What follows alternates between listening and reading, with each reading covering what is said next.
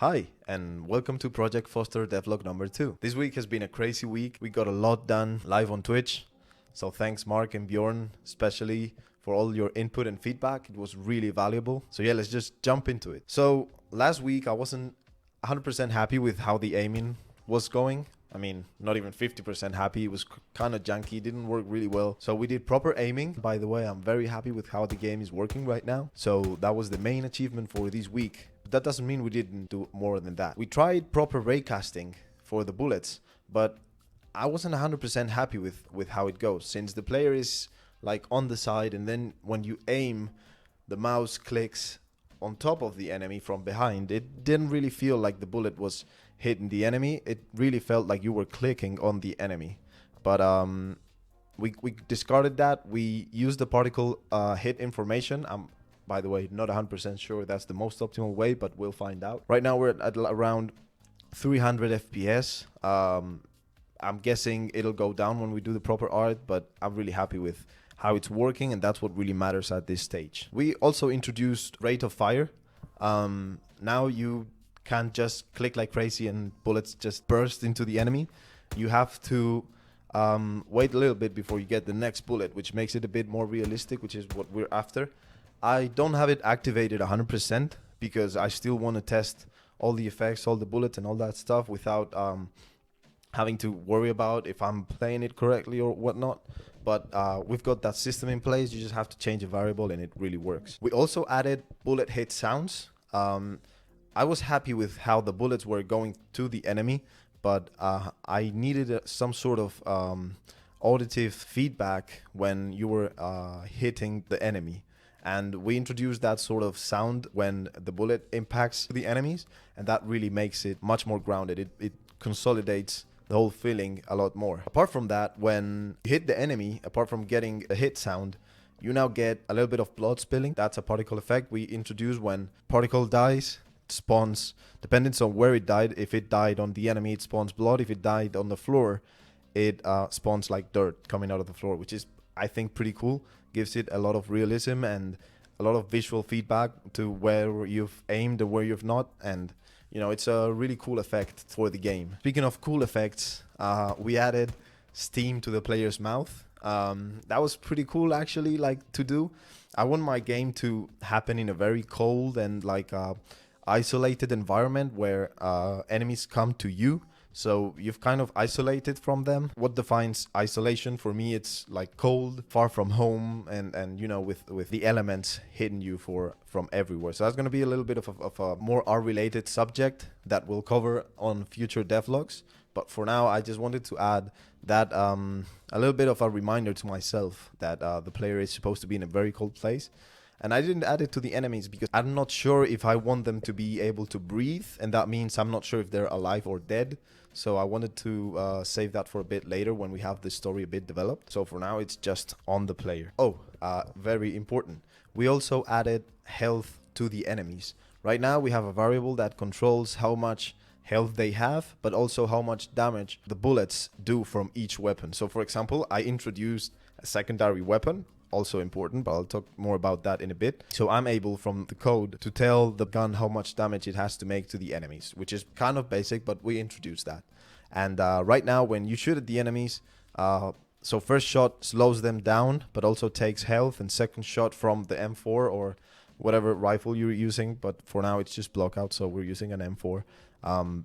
It's 2 hits till they die, and it's 4 hits with the secondary weapon, just a pistol. Speaking of secondary weapons, we added that, which was a big pain to implement. I think I spent like a whole afternoon, which might not sound like a lot, but for me it is, since I don't have that much time to work on the game actually because of my day job and so on. But yeah, it was really challenging to add the secondary weapon and make sure it worked.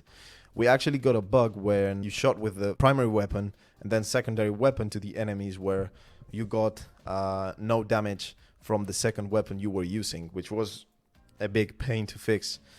I had to basically spawn the bullet from one gun, then move it to the second gun's muzzle position in order to fix the issue. We also added sound for the empty mag, which we recorded here with this very same microphone, which if you ask me, it sounds really good. It's a very good input to when you know you've run out of bullets basically, and it's like that characteristic metal click for an empty magazine. Click, click. Yeah. And we introduced that because I don't want the UI to be present in the game all the time. So what we did with that is we made sure you're able to hide and show the UI pressing tab at this moment. So you hold tab and you get the UI, you release it, and then the UI goes back. But I also added an option for everyone that wants to play it with the UI on all the time to basically show it all the time. So yeah, we also added a proper wave system. Right now, I think enemies spawn. I think we did that on Tuesday. It's a bit far away in time for me to remember, but you basically have a variable. First wave spawns 3 enemies, second wave spawns 6, and so on. So basically, you get more enemies when the game progresses. Speaking of progression, we actually added leveling up, which I'm super excited about. Right now, enemies give you experience. We implemented an experience bar. Obviously, when you fill it up, get 1 level and 1 skill point that you'll be able to use in character progression. I'm not sure what the excuse for that will be yet, but I'm thinking our character might be one of them without knowing. So we're actually developing the story. We started writing a little bit about it yesterday, and props to my girlfriend Elena, who's actually taking care of all the stories. She loves writing, by the way. I think she's gonna do a great job on that. So yeah, we started working on it. So that was really nice. Like actually sitting down and thinking what the background for our character is. We have a surname for her. She's gonna be Professor Foster.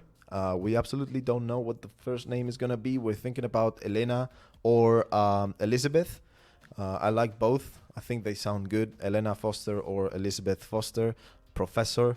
And I'm not sure if I want to give her a first name because we might be able to choose from male and female characters. So I don't know. We could give a male character a name too, but for now it's just Professor Foster. And for now she's a woman who's a professor at some research, and she found something that she shouldn't have found out. So they're coming for her for that. Who? We don't know yet. Beings from another dimension, I believe. So, where were we? Character progression. We added a level up effect, kind of some particles going up. And since I don't want my UI to be very invasive, we tried to find something simple that doesn't draw too much attention from the gameplay itself. So we added that sound, which we recorded. Was kind of a fun experience, making weird sounds with my mouth and figuring out what kind of worked. So we ended up getting like a nice breath effect with I think it was like a Tibetan bell or something like that. It really works. It's like creepy at the same time. And I mean, this is supposed to be a horror game, so we didn't want it to be like too comforting. So smaller things. Now we added a proper muzzle flash. So last week we had a muzzle flash that only looked good when you were facing down. We'll call it down range. So you're facing down range and it looked good, but when you turn to the side, it looked really weird. And I'm kind of a bit of a perfectionist, so we fixed that. We made sure it looks good from all directions. We don't know where the camera is gonna be. I don't know if I'm gonna change what the down range position is gonna be on different levels. So we basically made sure it looked good from every angle. And to finish up the week, yesterday night we added the swap weapons animations, which, if you ask me, were really hard. I didn't know swapping weapons animations were gonna be so hard. Again, we used Mixamo for it, and Mixamo didn't have nice animations for that matter. So we ended up getting whatever we could find and tweaking it a bit in terms of speed and movement to get something that resembled the character switching, like holstering and unholstering the weapon, if that's the right word. With that, I believe it is. Yeah, that was the week. It was a lot of work, a lot of good moments. Very challenging, definitely, but also very rewarding. So let's talk about next week. Next week's gonna be tough, I'm telling you. We're gonna implement the first dismemberment system.